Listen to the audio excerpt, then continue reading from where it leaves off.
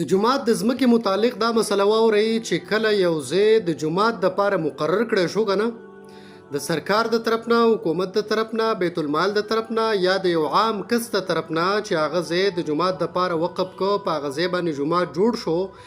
دغه ځمکه بیا تر قیامته پورې د جومات حصه ده او دې کې بیا هر قسمه تصرف کول ناجایز دي حرام دي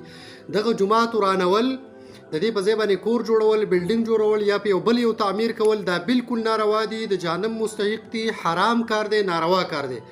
او د جومات په ګستاخی کې به بیادبۍ کې به دا سړی شامل دي ټول فقهای کرامو فتاوا شامی او فتاوا الازهر سے په فتاوا رضویه کې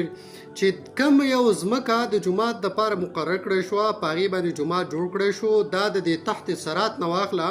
او د اسمانه پورې دا د جومات په حکم کې ده د دې ورانول د دې په ځای باندې بل شیشې جوړول دا بیخي ناجایز دي او حرام دي په شریعت کې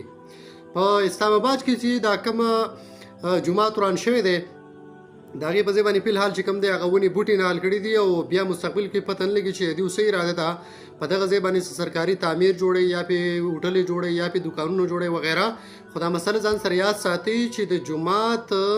چې کوم ځمکه ده نو دا ابدالآباد دپاره دا د جومات ځمکه ده دا څوک بدلولی هم نشي اوس که یو کس داسې وایي چې یاره په دې ځای کې جومات و زه به دا وران کړم او دا ځای زما په کار دی او زه به بل ځای کې جومات جوړ کړم دا هم ناروا ده کوم ځای کې چې جومات جوړ شوی حق د جومات ځای دی هغه که ته هر ځای کې بلډینګونه جوړوي او که څه کې خو د جومات دا ځای چې دی دا چېرته هم نه بدلیږي دا به په خپل حال باندې وي تر قیامته پورې به دا جومات وي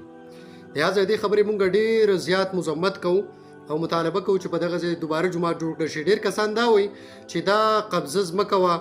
او په دې باندې جومات جوړ شوی نو دا غلطه خبره ده دا بالکل په دغه ځای باندې مخکې نه جومات جوړ شوی بیا هغه جومات چې دی د جنرال ضیاءالحق په دور کې دوباره چې کوم دی نو بیا تعمیر شوی په دې کې سرکاري امام او دا بالکل جومات او جامع مسجد نو کم ځای کې چې هم جومات وي دا مسله شوه که بیا وروسته په هغه جومات کې مونځ کېږي او که نه کېږي خو دغه جومات دی د جومات حصه ده دا چېرته هم د دې ورانول یا د دې په ځای باندې بل تعمیر کول دا ناجایز او حرام دی په شریعت کې